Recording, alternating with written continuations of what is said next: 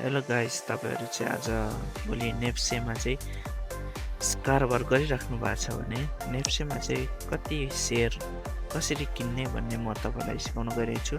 नेप्सेमा बाहिर सेल गर्दाखेरि चाहिँ सेल गर्नु भएको छ भने तपाईहरुले सेल चाहिँ आफ्नो टार्गेटमा पुगेपछि लगभग सेल गरिदिहाल्नु होला। धेरै लोभिएर एकछिन पर्ख्यौं, एकछिन वेट गरौँ भन्ने यो मनमा चाहिँ अलिकति लोभलाई चाहिँ जाग्न दिनु हुँदैन। आफ्नो टार्गेट कति छ र सेट भइसकेपछि चाहिँ त्यो चाहिँ सेल गरिदिहाल्दाखेरि हुन्छ। तर बाइ गर्दाखेरि चाहिँ तपाईले इम्पोर्टेन्ट कुरा भन्नु चाहिँ बाइ गर्दाखेरि चाहिँ सुरुमा स्टक उठाउँदाखेरि सुरुमा 10 किता उठाउनुस् र त्यसपछि 20 किता उठाउनुस् र 30 किता उठाउनुस्। यसरी प्लान बनाएर तपाईहरुले चाहिँ केही टाइममा चाहिँ सेयर किन्नुपर्ने हुन्छ।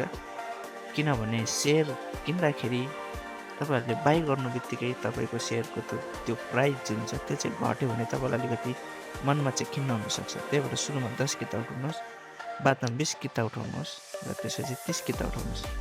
तपाईको टार्गेट कति छ, तपाईको कति किन्ने सोच राख्नु भएको छ त्यो अनुसार चाहिँ तपाईले त्यसरी किन्नुस्।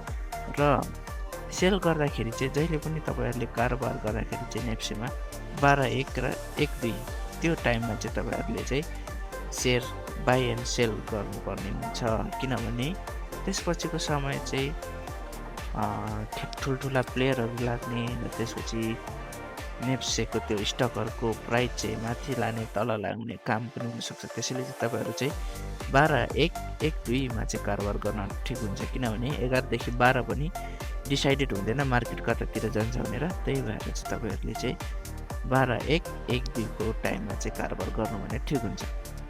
ओके, र अब अर्को कुरा के आयो भन्दाखेरि नेप्से अब घट्दाखेरि चाहिँ हामी किनिहाल्छौँ र हामी लगभग शुक्रबार चाहिँ कस्तो हुन्छ भन्दाखेरि शुक्रबार चाहिँ प्रॉफिट बुक डे भन्छन् है।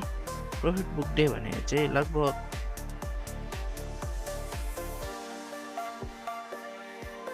सर्ट टर्म ट्रेडिङ गर्ने ट्रेडर्सहरूले चाहिँ आफ्नो प्रॉफिट बुक भएको लगभग शुक्रबार चाहिँ बेच्छन्। किनभने प्रॉफिट बुक भयो, अब शुक्रबार बेचेपछि उनीहरु अर्को हप्ताको लागि कारोबार गर्नको लागि रेडी हुन्छन्। त्यसैले गर्दाखेरि हामीले शेयरहरु चाहिँ लगभग आइतबार नभए सोमबार त्यस्तै टाइम अनुसार